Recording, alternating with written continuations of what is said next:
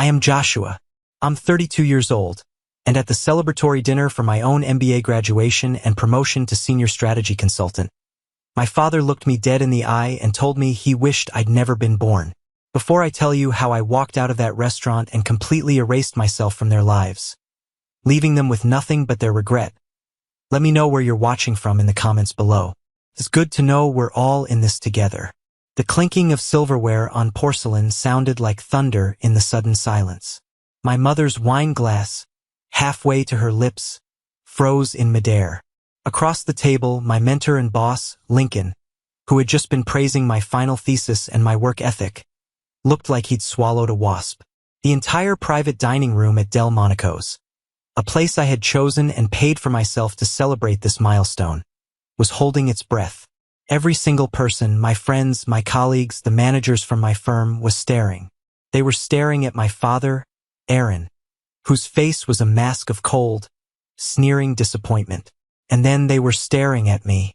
We wish you'd never been born. The words didn't just hang in the air. They landed like physical blows. Each syllable was a punch to the gut, stealing the air from my lungs. This wasn't a heated argument. It wasn't a slip of the tongue fueled by too much bourbon. It was a declaration, a verdict on my entire existence, delivered with the casual cruelty of a man swatting a fly. For a split second, the world went blurry. I could feel the familiar sting behind my eyes, the hot shame creeping up my neck. The old me, the little boy who lived his life desperate for a scrap of approval, wanted to apologize. That little boy wanted to ask what he had done wrong this time. But then, I looked at him. I really looked at him. I saw the arrogance in his jaw, the dismissal in his eyes, and something inside me just broke. It wasn't a loud break. It was the quiet snap of a tether finally being cut. Let's rewind 20 minutes. I had rented the gold room at Monaco's. It was the kind of place my parents always pretended they could afford but never actually could. White tablecloths, 3 forks at every setting, waiters in tuxedos who knew how to disappear until you needed them. I had just finished my MBA while working full-time. I had secured a massive promotion. My salary had just doubled. I was finally, undeniably successful. I thought foolishly that this would be enough. I thought if I put the success right in front of them, plated it up with a side of filet mignon, they would finally have to acknowledge me. My parents, Aaron and Elena, arrived 45 minutes late. They didn't apologize. They didn't bring a card. They didn't even hug me. My mother's first words were a complaint about the valet parking. My father's first words were to ask if the wine was top shelf or the house swill. We sat down. I introduced them to Lincoln, the CEO of my firm. Lincoln is a man of few words but immense presence. He shook my father's hand and said, "You must be very proud. Joshua is one of the finest strategic minds I've ever encountered." My father just grunted. He picked up the menu, scanned the prices, even though there were no prices on the guest menus, and sneered. "Strategic mind? He's good at pushing paper. Let's not get ahead of ourselves." I felt Lincoln stiffen beside me. "It's a bit more than paper pushing, Mr. Adams. He just saved our biggest client $3 million in a fiscal quarter." My mother, Elena, chimed in then. She waved her hand dismissively, her bracelets clattering. "Well, that's nice, dear. But money isn't everything. We were just telling Caleb, you know Caleb, Joshua's brother? We were telling him how proud we are of his residency. Did you know Caleb is going to be a neurosurgeon?" There it was. Caleb, the golden child. He wasn't even there. He claimed he was on call at the hospital, a lie I would later unravel, but his ghost sat at the table with us, taking up all the oxygen. "Actually," I said, trying to keep my voice steady, "this dinner is to celebrate my MBA. Can we focus on that for one night?" My Aunt Carol, sitting at the end of the table, a woman who thrives on other people's misery, smirked over her rim of her glass. "Oh, Joshua, don't be so sensitive. Your mother is just excited. It's not every day you get a doctor in the family. An MBA is, well, it's basically a degree in how to be a greedy corporate suit, isn't it?" I gripped my napkin under the table. It's a degree that took me 3 years of night classes to get, Carol. And Caleb has been studying for 10 years. My father interrupted, his voice booming. He saves lives. You save what? Tax loopholes? Don't compare yourself to your brother. It's embarrassing. The waiter arrived with the appetizers, sensing the tension, trying to slide the plates down quickly. I'm not comparing myself, I said, my voice rising slightly. I'm asking for one night where we don't talk about Caleb. Just one night where you acknowledge that I've accomplished something. My father slammed his hand on the table. The silverware jumped. Accomplished something? You think making money makes you a man? You think this fancy dinner buys you respect? I think I deserve respect because I'm your son, I said. My mother let out a dramatic sigh, dabbing at dry eyes with a napkin. Oh, here we go. Always the victim. Why do you have to ruin everything, Joshua? We came all this way, and you just want to pick a fight. I want to be seen, I snapped. That was when it happened. My father leaned forward, his face turning that shade of purple I knew so well from my childhood. The vein in his forehead pulsed. Seen? He spat. I see you. I see a selfish, ungrateful brat who thinks the world revolves around him. You want the truth? You want to know what I really think every time I look at you? The room went silent. Lincoln started to stand up, perhaps to intervene, but I held up a hand. I needed to hear this. Say it, I challenged him. We wish you'd never been born, he said. He didn't shout it. He said it with a flat, deadly calm. Your mother and I, we look at you and we see a mistake. Caleb was the plan. You were just a burden we've been stuck carrying for 32 years. I looked at my mother. I waited for her to gasp, to hit his arm, to tell him to stop. She just took a sip of her wine and looked away, examining her manicure. She didn't deny it. Her silence was a signature on his statement. I looked at Aunt Carol. She was looking down at her plate, pretending to cut a piece of cheese. I looked at Lincoln. He looked horrified. He looked at me with an expression of profound sorrow, not pity, but shared pain. And then, I looked inside myself. I expected to find devastation. I expected to find a crumbling ruin. Instead, I found a strange, cold clarity. It was like a fever breaking. All the years of trying to please them, the money I'd sent, the events I'd attended, the insults I'd swallowed, it all evaporated. I didn't need their approval anymore because there was nothing there to approve. You cannot get water from a dry well. You cannot get love from people who are incapable of giving it to you. I picked up my napkin and placed it gently on the table. I didn't shake. I didn't cry. I stood up. Wish granted, I said. My father blinked, confused by my lack of shouting. What? You wish I'd never been born? I repeated, my voice steady, projecting to the back of the room. Consider it done. As of this moment, Joshua Adams does not exist to you.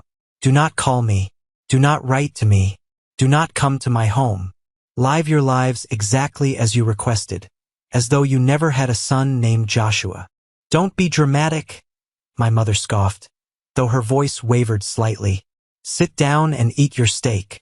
I signaled the head waiter, who was hovering nervously by the door. Marcus. Yes, sir. Marcus stepped forward immediately. I pulled out my black Amex card, the one I had earned, the one my credit score, built from the ashes of my youth, had secured. Please put the entire bill for the room, the alcohol, and the service on this card. Add a 30% tip for your staff for dealing with this. I handed him the card. Then I turned to Lincoln. I'm sorry to cut the evening short, Lincoln, but I think I need some fresh air. I'll see you at the office on Monday. Lincoln stood up. He put a hand on my shoulder. Go. We've got this. I turned my back on them. You walk out that door, you ungrateful little punk, and you don't come back. My father yelled after me. He was losing control of the narrative, and he hated it. Who's going to help you when you fail? Who's going to be there for you? I didn't stop. I didn't look back. I walked through the heavy mahogany doors of the private room, through the bustling main dining area where happy families were sharing meals, and out into the cool night air of the city. The valet saw me coming and ran for my car. I stood on the curb, taking a deep breath. The air smelled of rain and exhaust, but to me it smelled like freedom. But as I stood there, waiting for my car, the adrenaline began to fade, and the memories, the evidence of why this had been inevitable, came flooding back. This wasn't just about tonight. This was about a lifetime of being the shadow. The valet brought my car around, but I didn't get in immediately. I needed a moment.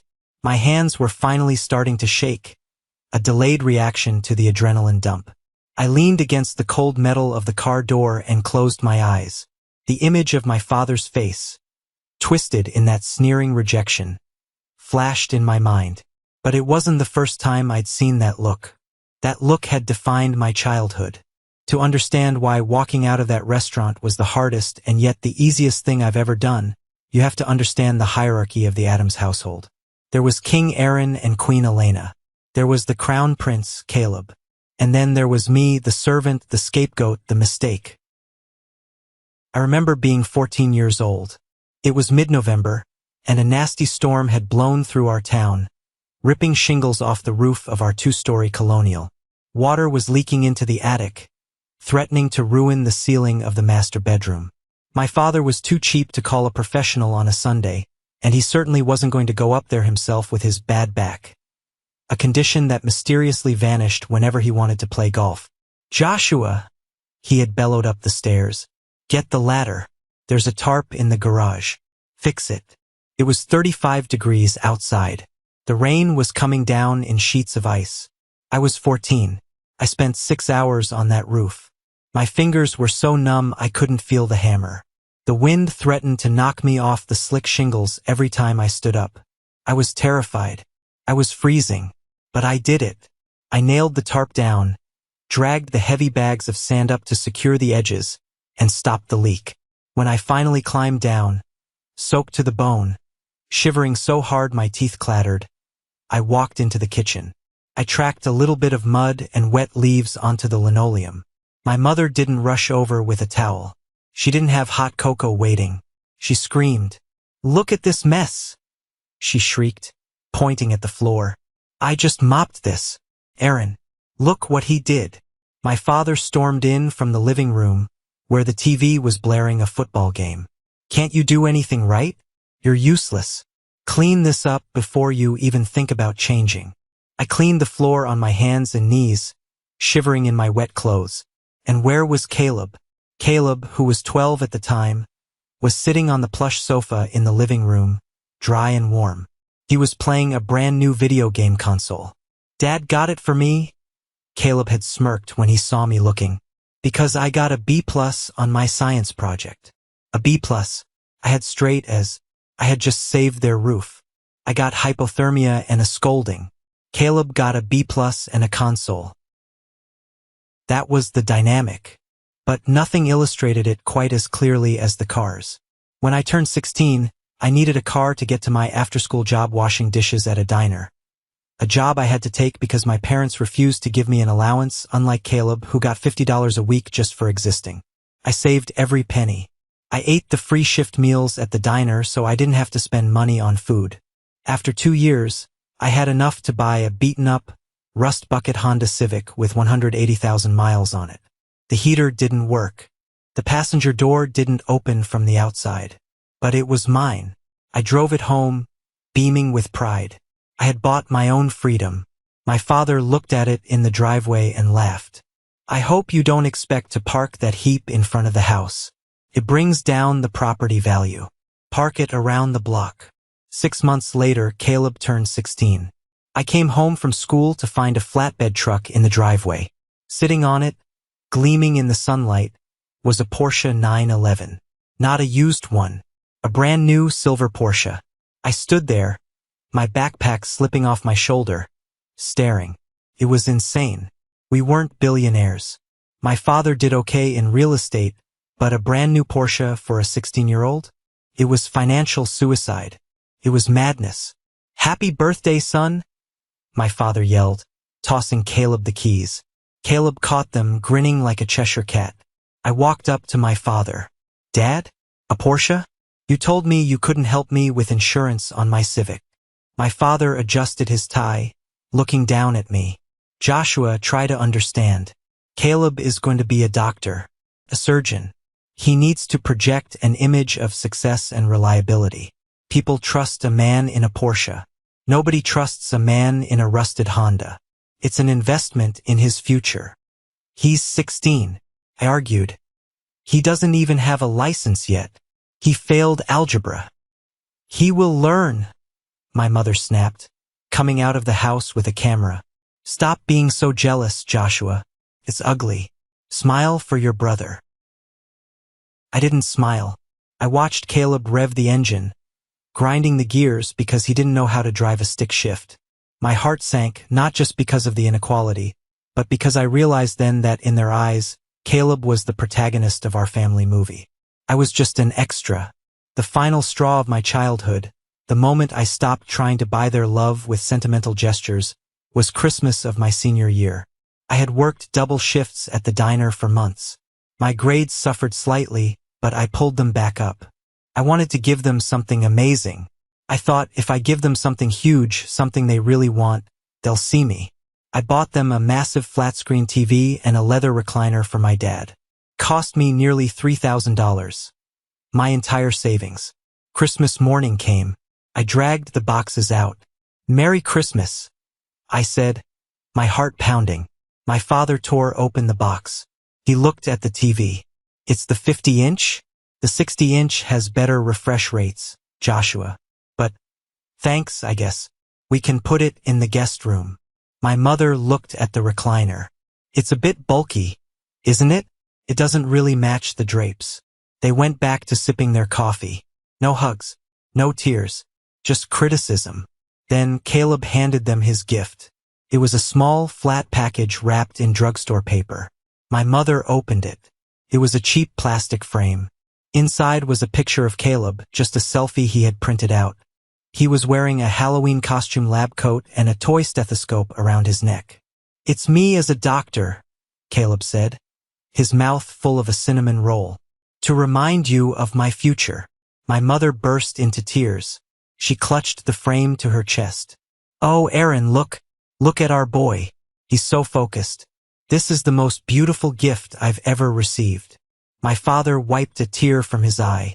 We'll hang this over the mantel, right in the center. I looked at the $3,000 TV destined for the guest room. I looked at the plastic frame destined for the place of honor. That was the day I realized the game was rigged. I could never win. But like a fool, or maybe just like a desperate child, I didn't stop playing. I kept trying right up into adulthood. And that led to the financial abuse that nearly destroyed my future. The valet opened the door to my car. A sleek Audi that I had bought for myself. No thanks to anyone else. I slid into the leather seat, the silence of the cabin wrapping around me. I drove away from Monaco's, but I didn't go straight home. I drove aimlessly, letting the rhythm of the highway soothe the raw nerves exposed by the dinner. The road stretched out before me, reminding me of the path I had taken to get here. It had been an uphill climb on broken glass. College was hell. While Caleb was fully funded by the bank of mom and dad to attend a prestigious private university for his pre-med track, where he majored in partying, I went to a state school. I didn't qualify for financial aid because my parents' income was too high, but they refused to contribute a cent. You need to learn the value of a dollar. My father had told me as he wrote a check for Caleb's fraternity dues. I worked 3 jobs. I was a library assistant by day, a bartender by night, and a tutor on weekends. I slept 4 hours a night. I ate ramen and peanut butter. But I graduated at the top of my class with a degree in finance. Then came the London dream. 2 years out of college, I was working as a junior analyst. I was burnt out but ambitious. I found a master's program in London, a dual degree that would skyrocket my career. I had saved up $40,000. It was my escape fund. It was my ticket to a life where I wasn't just Caleb's brother. I was 2 weeks away from booking my flight when the phone rang. It was my mother. She was sobbing so hard I could barely understand her. Joshua, you have to help us. It's over. We're going to lose everything. My stomach dropped. Mom? What's going on? Is Dad okay? It's the business, she wailed. The market crashed. The bank is calling the loan on the house. They're going to foreclose, Joshua. We'll be on the street. I felt a cold dread. The house I fixed the roof on. The house where I was invisible but still. It was my home. How much? I asked, my hand gripping the phone. 40,000, she whispered. We need 40,000 to stop the foreclosure. We just need to bridge the gap until Aaron closes this big deal next month. Please, Joshua. Family comes first. We can't lose the house over this. 40,000. Exactly what I had saved. Mom, that's my grad school money. That's my London money. Joshua. Her voice turned sharp instantly. Are you really going to be that selfish?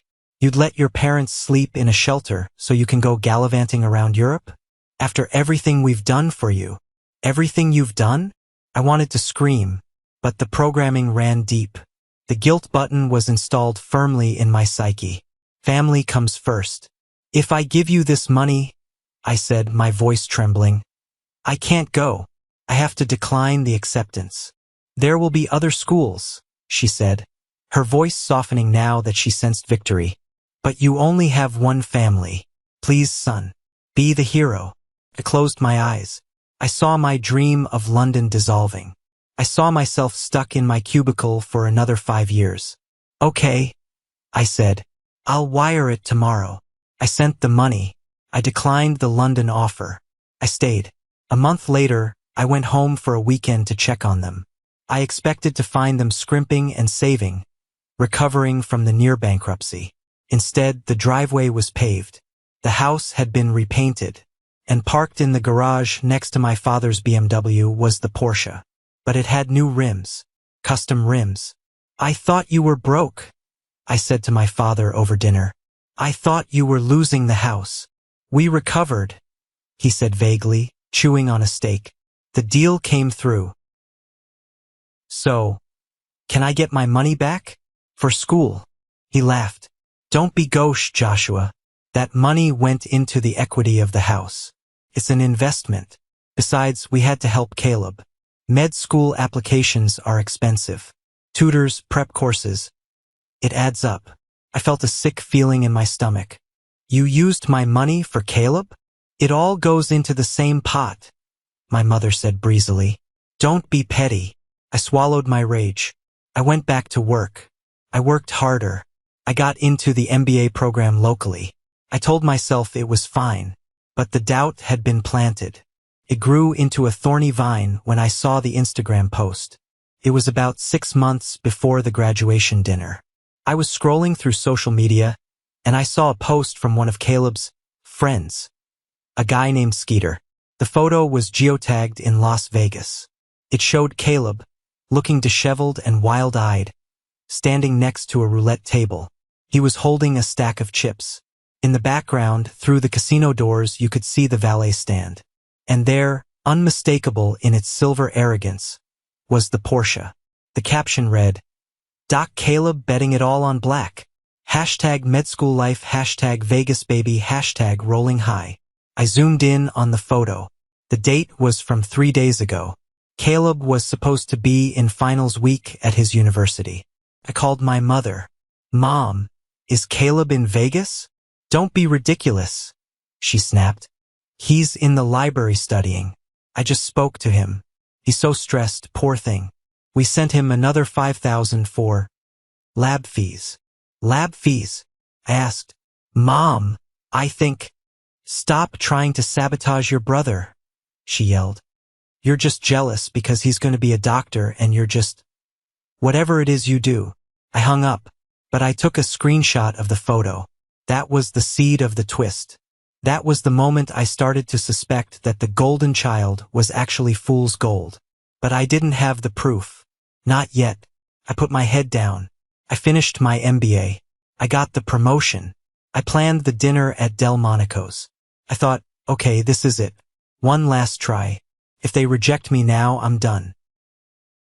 And they did. They rejected me in the most brutal way possible. Wish granted. I pulled my car into the parking garage of my apartment building. I turned off the engine. The silence was heavy, but it wasn't lonely. It was the silence of a slate being wiped clean. I took out my phone. I had 7 missed calls from my mother, 2 from my father, 1 text from Aunt Carol saying, "You are a disgrace." I went to my contacts. I selected Mom, block caller. I selected Dad, block caller. I selected Caleb, block caller. I selected Aunt Carol, block caller. I walked into my apartment, locked the door, and for the first time in my life, I truly breathed. But the storm wasn't over. I had walked out of the eye of the hurricane, but the tailwinds were about to hit me with a force I never expected. The truth about Caleb and where my $40,000 actually went was about to come knocking on my door. The days following the dinner were a blur of strange, quiet peace. I went to work. I came home. Nobody called to ask for money. Nobody called to guilt-trip me about not visiting. It was like I had amputated a gangrenous limb. The pain of the surgery was there, sharp and throbbing, but the poison was gone. I moved. I couldn't stay in the apartment they knew about. I broke my lease, paid the penalty, and found a beautiful place closer to my office. It was a loft with high ceilings and exposed brick. The kind of place I always wanted but deemed too expensive when I was saving every penny for my family's emergencies. My new landlady, Mrs. Higgins, was a stark contrast to Elena. She was a widow in her 70s, tiny and bird-like, with eyes that disappeared when she smiled. On my second day, she knocked on my door. I stiffened, my old instincts flaring up. What did I do wrong? Was the music too loud? I opened the door. Mrs. Higgins was standing there holding a Tupperware container. "I made too much chicken soup," she said, her voice crinkly and warm. "And you look like a young man who works too hard and eats too much takeout. It's got extra dumplings." I stared at the soup. My mother had never cooked for me unless it was a holiday and guests were watching. "Thank you," I stammered. "You didn't have to." "Nonsense." She patted my arm. "Welcome home, Joshua." I took the soup, closed the door, and sat on the floor of my unpacking-filled living room. I took a bite. It was hot, salty, and tasted like care. I wept. I sat there on the floor and cried over chicken soup because it highlighted everything I had never had. But the universe wasn't done with me yet. The silence I had imposed was about to be broken, not by my parents, but by the one person who held the key to their destruction. Sophia. Sophia was my best friend from high school. We had drifted apart over the years, mostly because she had briefly dated Caleb a few years back, and it made things awkward. I had always harbored a crush on her. She was smart, fierce, and saw through people's nonsense. But Caleb, in typical golden child fashion, had claimed her first. I hadn't spoken to her in 2 years. My phone buzzed. It was a text from Sophia. "I heard about the dinner. Are you okay? We need to talk. It's about Caleb.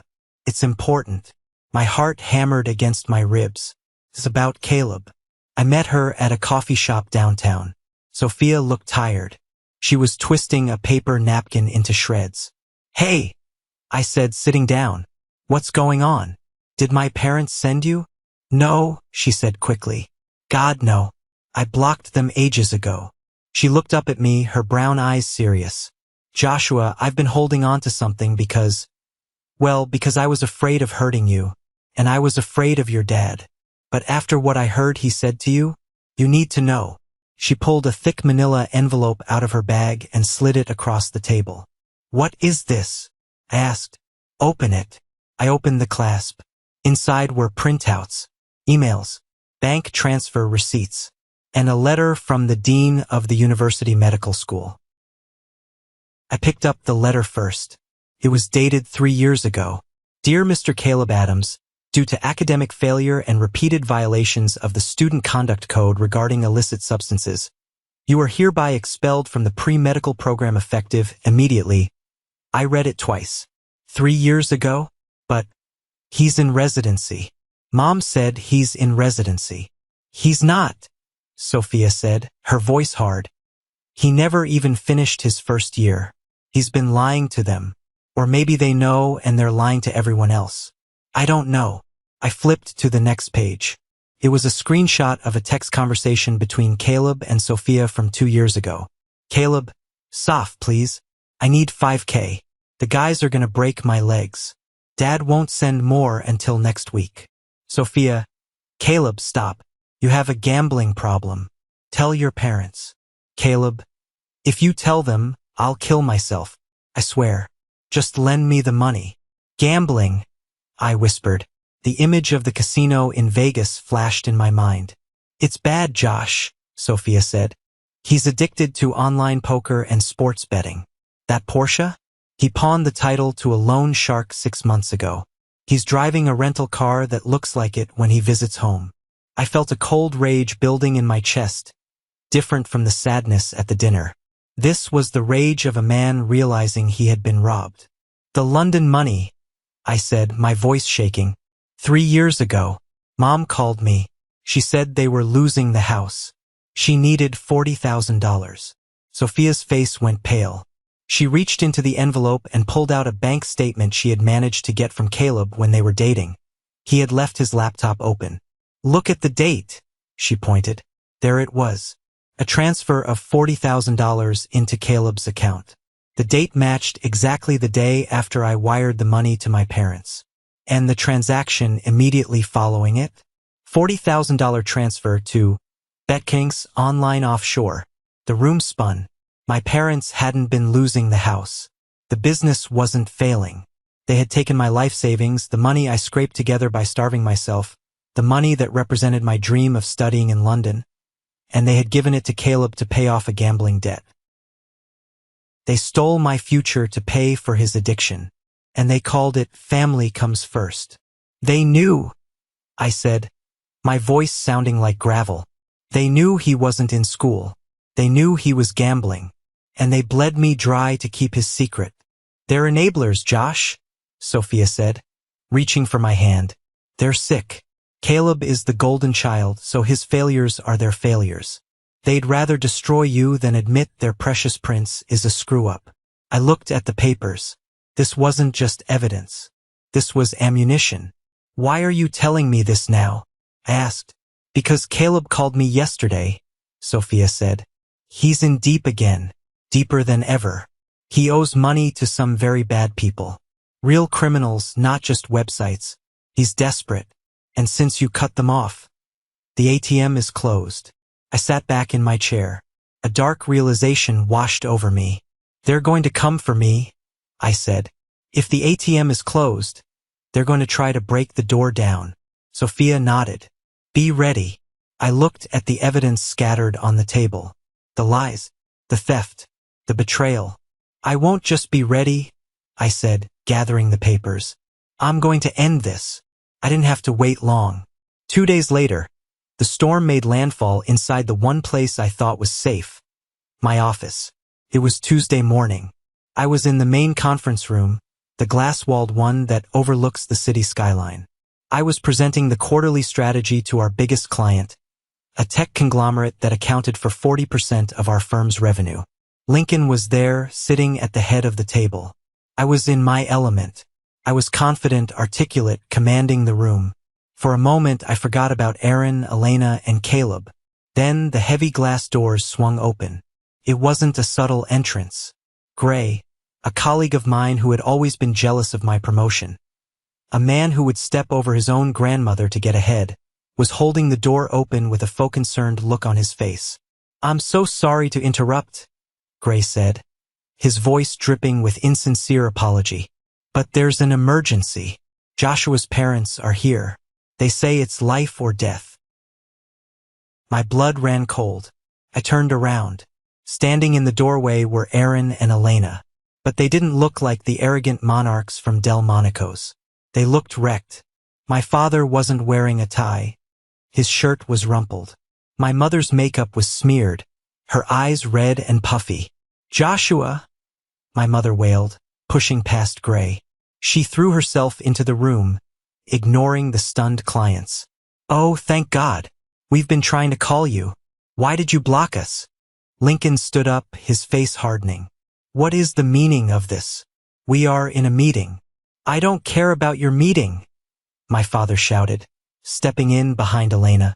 He looked manic. My son is in danger. We need help. I stood frozen at the front of the room, the laser pointer still in my hand. I saw the clients exchanging uncomfortable glances. This was a disaster. This was exactly what Gray wanted, to humiliate me, to show that I was unstable, dragging drama into the workplace. Dad, Mom, I said, my voice dangerously low. Get out. Now. We can't. Elena sobbed, grabbing my arm. I flinched away from her touch. It's Caleb. They have him, Joshua. The men. They said if we don't pay by noon, they're gonna break his hands. His surgeon's hands. He's a surgeon. My father bellowed at the room, trying to salvage some status even in his desperation. My son is a neurosurgeon and he's being targeted. We need $50,000. Right now. You have to give it to us, Joshua. I don't have $50,000, I said coldly. Yes, you do, my father yelled. You just got this big promotion. You have that bonus. Give it to me. It's your brother's life. Mr. Adams, Lincoln stepped forward, his voice like ice. I'm going to have to ask you to leave. Security is on the way. I'm not leaving until I get the check. Aaron slammed his hand on the conference table, right next to the client's coffee. You selfish bastard, he spat at me. You'd let your brother be crippled? After all we did for you. I looked at them. I saw the panic in their eyes. It was real. They were terrified. But they weren't terrified for me. They were terrified for their idol. And they were still lying. Still clinging to the neurosurgeon myth even as the loan shark circled. I looked at Gray, who was smirking in the corner. I looked at the clients, who looked horrified. I had two choices. I could let security drag them out, leaving a cloud of suspicion and embarrassment over my career. Or I could finish it, right here, right now. I walked over to my laptop, which was still connected to the giant projector screen. You say Caleb is a surgeon? I asked, my voice amplifying through the conference room speakers. You know he is, my mother shrieked. Stop playing games. And you say he needs money for… What was it? Ransom? Yes. He was kidnapped, my father lied. Clumsy, desperate lie. No, I said. He wasn't. I minimized my presentation. I opened the file Sophia had given me. I had scanned everything. Joshua, what are you doing? Lincoln asked warningly. Cleaning the slate, I said. I clicked the first image. Bam. The projector screen filled with the expulsion letter from the university. Expelled. Academic failure. Drug possession. The room gasped. My father froze. His mouth opened, but no sound came out. Caleb hasn't been a medical student for 3 years, I said, my voice steady. He was kicked out freshman year. I clicked the next image. The screenshot of the text messages. I need $5K. Gambling. I'll kill myself. He's not a surgeon, I continued, looking directly at my father. He's a gambling addict. He doesn't have surgeon's hands. He has hands that throw dice. Turn it off, my mother screamed, lunging for the laptop. I blocked her with my body. I clicked the final image. The bank statement. The date of the foreclosure scare. My $40,000 transfer in. The $40,000 transfer out to Betkrings. And this, I said, pointing to the screen. This is the money I saved for my master's degree in London. The money you told me was to save our family home.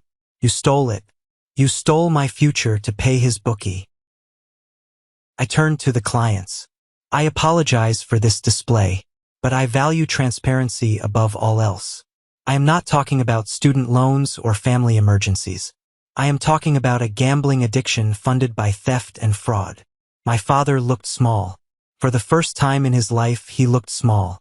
The lie he had built his entire identity around, the successful doctor's son, was shattered on a 100-inch screen in 4K resolution. You ungrateful, he whispered, but there was no power in it. I'm not ungrateful, I said.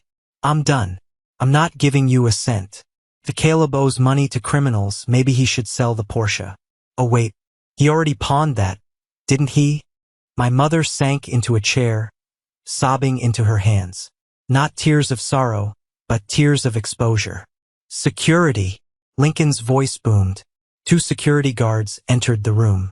Escort these people out, Lincoln ordered. And if they ever set foot in this building again, call the police immediately. My father tried to muster one last shred of dignity. He straightened his jacket. You'll regret this, Joshua. You're dead to us. Dad? I said, looking him in the eye, feeling absolutely nothing. I was dead to you the moment I was born. Now, I'm finally alive. They were let out. The silence in the room was deafening. I closed the laptop. My hands were trembling slightly. I looked at Lincoln. I'll pack my desk. I assumed I was fired. I had just aired dirty laundry in front of our biggest client. Lincoln walked over to me. He looked at the clients, then at me. Then he did something I never expected. I stood there waiting for the axe to fall. Gray was practically vibrating with excitement in the corner, ready to take my office. Lincoln turned to the clients, Mr. Henderson and his team. Gentlemen, Lincoln said, his voice calm and authoritative. I apologize for the interruption. However, I believe what you just witnessed is exactly why Joshua is the lead on your account. The room tilted on its axis. Gray's smile dropped. Lincoln continued. You saw a man under immense pressure, facing a personal crisis of the highest magnitude. Did he buckle? Did he lie? Did he hide? No. He presented facts. He established boundaries. He dealt with the root cause of the problem with brutal efficiency and integrity. That is the kind of character I want managing my business. And I assume it's the kind of character you want managing your strategy. Mr. Henderson, a stern man with gray hair, looked at me. He looked at the blank screen where the evidence had been. He slowly nodded. Honesty is a rare commodity, Joshua, Henderson said. Let's take a 10-minute recess. Then, I want to hear the rest of your presentation. I let out a breath I didn't know I was holding. Thank you, sir. Lincoln walked Gray to the door. Gray, take the rest of the day off. In fact, take the week. We need to discuss your judgment in allowing unauthorized visitors into a secure meeting. Gray slunk away. When the meeting finished, successfully, Lincoln called me into his office.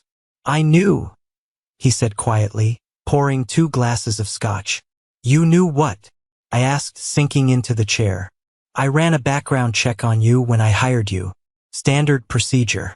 I saw the lack of family support.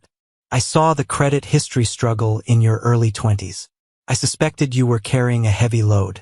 But I didn't know it was that heavy. He slid a glass toward me. You did good, son. Son. The word hit me hard. My own father had used that word like a weapon. Lincoln used it like a shield. They're going to be waiting outside, I said. They won't leave. I know, Lincoln said. Do you want me to have them removed from the sidewalk? No, I said, standing up. I need to do this myself. I walked out of the building. Sure enough, they were there. Aaron and Elena, standing on the sidewalk, looking like displaced royalty. Passers-by were giving them a wide berth. When they saw me, they rushed forward. Joshua, my mother cried. Please, you made your point. We're sorry. We're so sorry. But they really are going to hurt Caleb. We have nowhere else to go. We sold the jewelry. We maxed the cards. My father looked defeated. Just help us this one last time. We'll pay you back. I swear. I looked at them. I looked at the street where I worked, the building where I was respected. No, I said. How can you be so cruel? My mother wailed. He's your brother. He's a grown man, I said. And you are grown adults. You made a choice every single day for 30 years to value him over me. You invested everything in him. The Porsche, the tuition, my London money. You bet on the wrong horse. Now you have to pay the bookie. We'll lose the house, my father whispered. For real this time. Then sell it, I said. Sell the house. Sell the BMW. Sell the lies. It's over. I stepped closer to them, establishing the final boundary. You wished I had never been born, I said. And in a way, you got lucky. The son you abused, the son you used, he's gone. I'm not him anymore. I'm Joshua. And I don't know you people. Joshua, please. If you contact me again, I said, I will file harassment charges. I have the evidence. I have the means. And unlike you, I have nothing to hide. I turned around and walked back toward the glass doors of my office building. The security guard, who had been watching, nodded at me and stepped in front of my parents, blocking their path. I didn't look back. This was the moment that changed everything, when I finally took back control of my life. Thank you for being patient enough to get here with me. You guys are amazing. Please help me by liking this video and commenting number 1 below, so I know you've been with me on this journey. It not only helps more people find this story, but it lets me know that my experience means something to someone. Your support is the biggest motivation for me to share the rest of this journey. I walked into the elevator and pressed the button for the top floor. As the doors closed, shutting out the sight of my parents on the street, I felt a weight lift off my shoulders that I hadn't realized I was carrying since I was 14 years old. The war was over. I had won.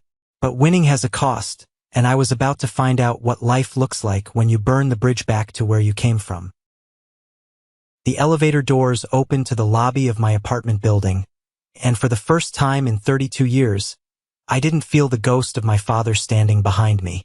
I walked into my loft, the one with the exposed brick and the high ceilings that I had chosen just for me, and I collapsed onto the sofa. I didn't turn on the lights.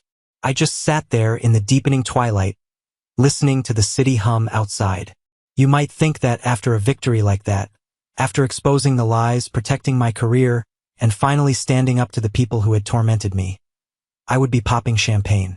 You might think I'd be dancing on the furniture, but that's not how trauma works. When you finally put down a heavy weight you've been carrying your entire life, you don't float. You ache. Your muscles spasm because they've been tense for so long they've forgotten how to relax. I felt an overwhelming exhaustion, a bone-deep tiredness that sleep couldn't fix. It was the crash after the adrenaline. It was the realization that I was now, officially and irrevocably, an orphan.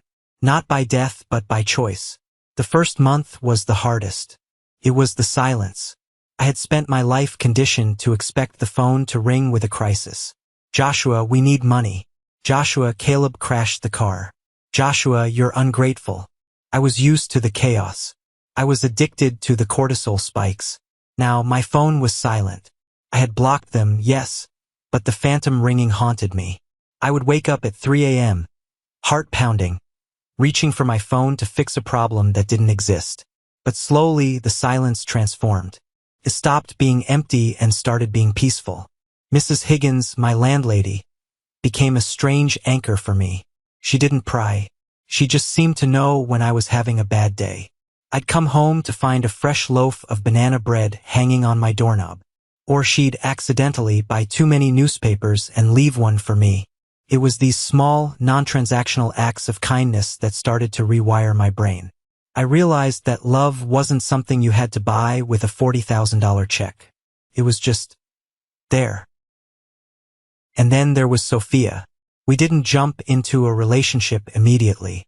We were both recovering from the blast radius of the Addams family explosion.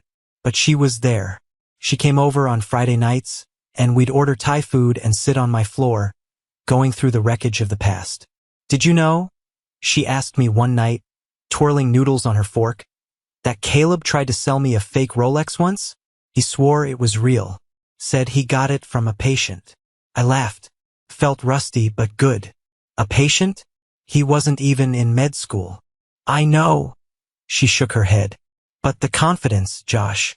He believed his own lies. And your parents believed them too because they wanted to. It's a shared delusion. It's a cult. I corrected her. A cult of 3. 3 months passed. My work at the firm was better than ever. The Henderson account, the one I had nearly lost during the showdown, became our most profitable project. Mr. Henderson even invited me to golf, a cliché I used to hate, but out there on the green, treated with respect by men who judged me on my merit and not my birth order, I found a new sense of confidence. But I still didn't know what had happened to them. I hadn't unblocked them. I hadn't driven past the old house. I stayed in my bubble. Until Julian called. Julian is my cousin, my mother's sister's son. He was always the quiet one at family gatherings, the one who sat in the corner reading a book while Aunt Carol made snide comments and my father bragged. Julian saw everything but said nothing. We met at a coffee shop halfway between my office and the old neighborhood. Julian looked nervous. I wasn't sure you'd come, he said, gripping his mug. Aunt Elena has been… Well, she's been telling everyone you had a mental breakdown, that you're on drugs. That's why you attacked them at the office. I stirred my black coffee, watching the steam rise. Of course she is. The narrative has to be preserved. If I'm not crazy, then they're monsters. And they can't be monsters. Well, Julian sighed. Nobody believes her. Not really. The rumors about Caleb… They're out, Josh. What happened? I asked. I told myself I didn't care, but I leaned in. The house is gone, Julian said. The words hit me with a thud. The house, the roof I fixed, the driveway I wasn't allowed to park in. Foreclosed. Sold. Distress sale, Julian corrected. They had to liquidate everything fast. Those guys Caleb owed money to? They weren't playing around.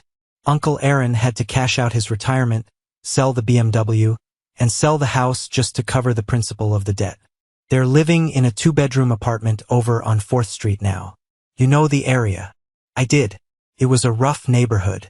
The kind of place my father used to drive past and lock the doors, making comments about those people. And Caleb? I asked. Julian let out a bitter laugh. Gone.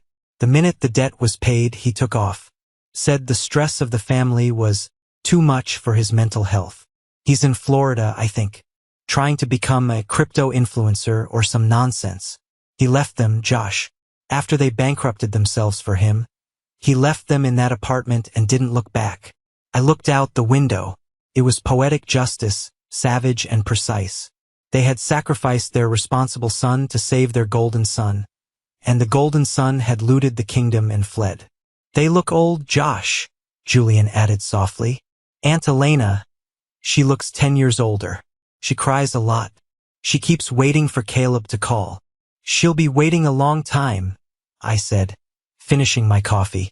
Do you want their address? Julian slid a piece of paper across the table. I looked at the folded napkin, a specific sequence of numbers and letters that represented their new reality. I reached out, took the napkin, and walked over to the trash can in the corner. I dropped it in. No, I said. I really don't. The seasons changed. Summer turned into autumn. The leaves in the city parks turned gold and crimson, reminding me of the Thanksgiving holidays of my youth. Thanksgiving had always been a performance in the Addams household. My mother would spend 3 days cooking a perfect turkey that was dry as sawdust. My father would force us to go around the table and say what we were thankful for, but he would critique our answers.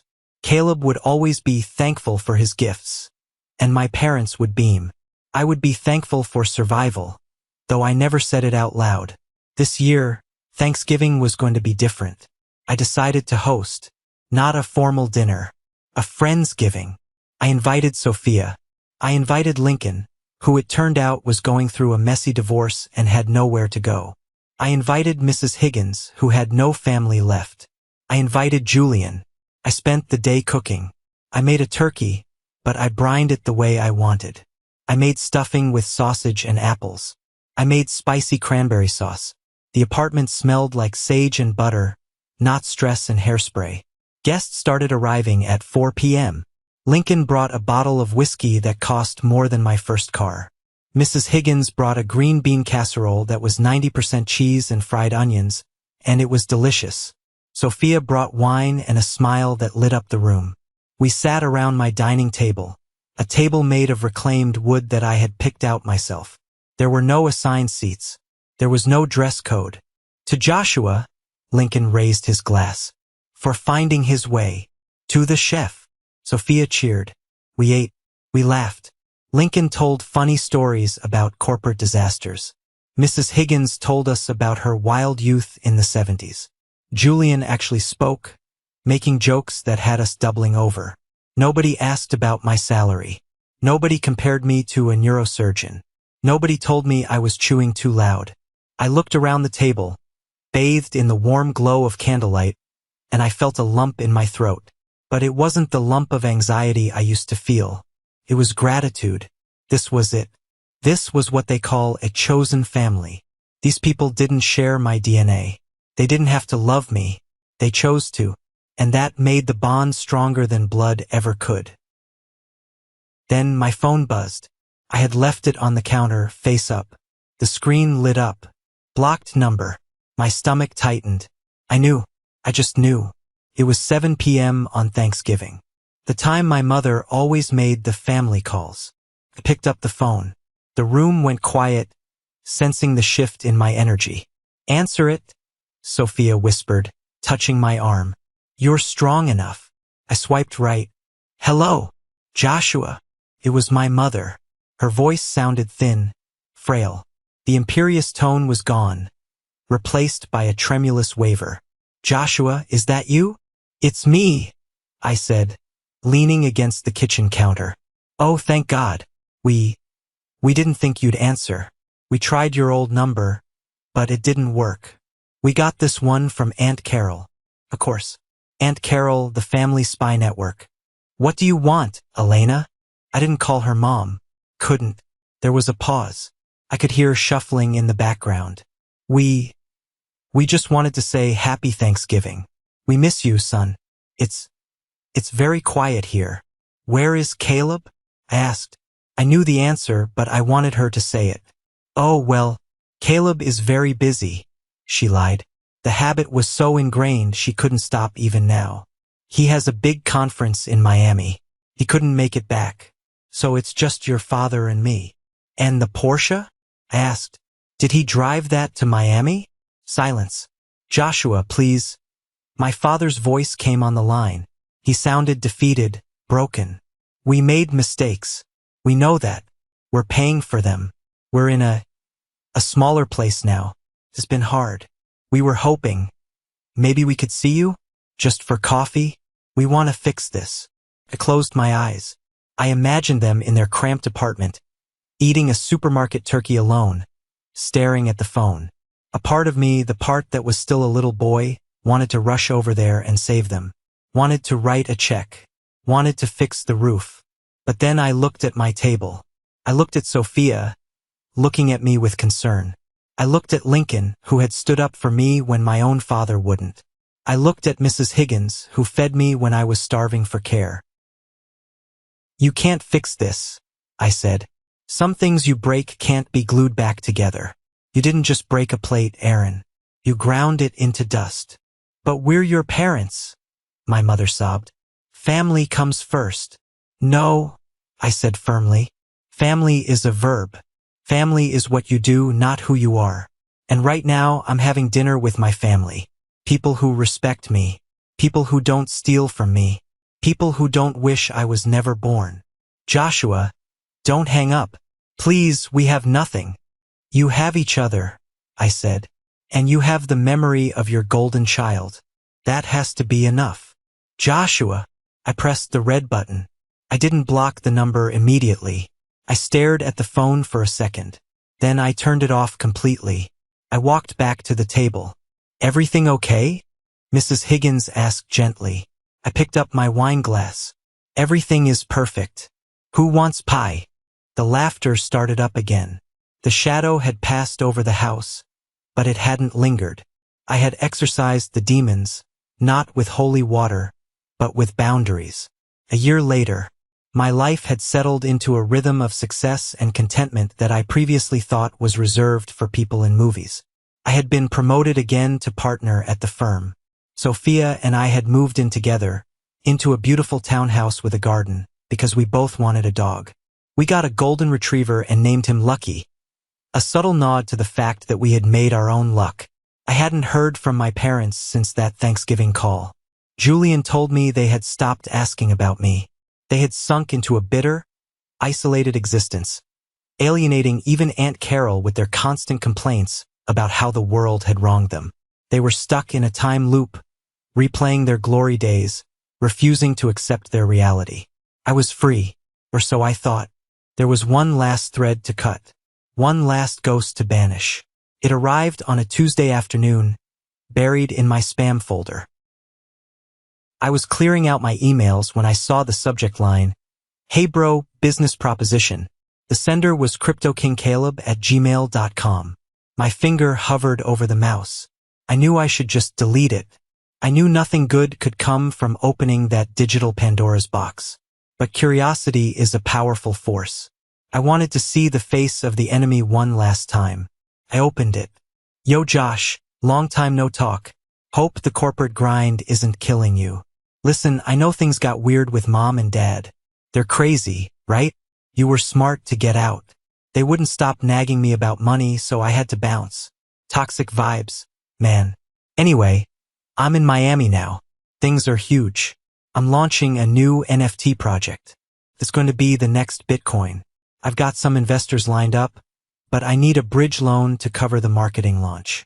I need about $20,000. I know you have it. And honestly, you owe me. Think about it. If I hadn't been the screw-up, you wouldn't have been so motivated to succeed, right? I basically made you who you are. So, cut me a check, and I'll let you in on the ground floor. 10x returns, guaranteed. Don't be a stranger. Dr. C, he signed it Dr. C. I stared at the screen. I read it again. The audacity was breathtaking. It was almost impressive in its delusion. He took no responsibility. He blamed our parents, the people who had destroyed their lives for him, calling them toxic. He framed his abuse of me as a motivation service he provided. And he was asking for money, again. And he still called himself doctor. I felt a bubble of laughter rising in my chest. It wasn't bitter laughter. It was genuine, belly-shaking laughter. It was the laughter of someone who realizes the monster under the bed is just a pile of dirty laundry. Caleb wasn't a villain. He wasn't a mastermind. He was a sad, broken child in a man's body, forever chasing a high he would never catch, forever needing a mommy and daddy to bail him out. He was empty. I hit reply. My fingers hovered over the keys. I thought about typing out a furious manifesto. I thought about listing every sin, every theft, every lie. I thought about telling him exactly how pathetic he was. But then I stopped. Why? Why give him my energy? Why give him my anger? Anger is a form of connection. Hate is a form of attachment. If I screamed at him, I was still engaging in the dynamic. I was still playing the game. The opposite of love isn't hate. It's indifference. I highlighted the text of my reply and deleted it. Then I moved the cursor to the trash can icon. Delete conversation. This cannot be undone. Good, I said aloud to the empty office. I clicked delete. Then I went to my settings and blocked the email address. I stood up from my desk and walked over to the window. The city was spread out below me, a grid of lights and possibilities. I thought about the boy on the roof in the freezing rain. I thought about the young man eating ramen and dreaming of London. I thought about the son who stood in Monaco's and wished himself out of existence. I wished I could go back and hug that younger version of myself. I wished I could tell him, hold on, it gets better. You're going to build a life so full of love you won't even miss them. I picked up my phone and called Sophia. Hey, she answered, her voice warm. On your way home? Yeah, I said, grabbing my coat. I'm leaving now. Do you want me to pick up anything for dinner? Mrs. Higgins brought over some lasagna, she said. And Lincoln is dropping by later to watch the game. Sounds perfect, I said. I'm coming home. Home. It wasn't a place where I had to earn my keep. It wasn't a place where I was compared to a phantom. It was a place where I was enough. I walked out of the office, into the cool evening air. I didn't look down at the sidewalk where my parents had once begged. I looked up. The sky was clear, and the stars were beginning to emerge. I was Joshua Adams, and for the first time in my life that name belonged only to me. Thank you for going on this journey with me. It wasn't an easy story to tell, but it was a necessary one.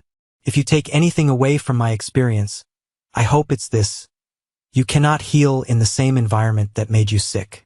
We are often taught that family is an unconditional obligation, a sunk cost that we must keep investing in no matter how much it drains us. But toxic dynamics, especially the golden child and scapegoat triangulation, are not just difficult phases. They are systems designed to exploit one person to prop up another. My parents didn't just favor Caleb. They needed my failure to justify his success, and they needed my resources to hide his failures.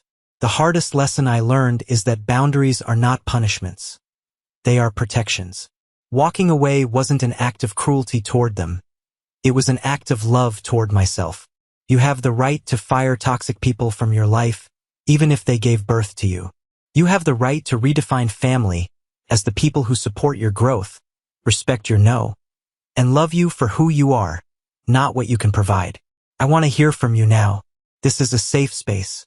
Have you ever had to make the difficult decision to cut ties or set a hard boundary with a family member to save your own mental health?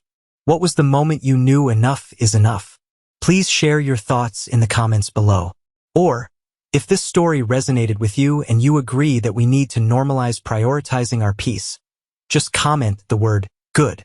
It lets me know you're with me, and it helps push this message to others who might need to hear it right now. Don't forget to like and subscribe. I'm Joshua, and I'll see you in the next video.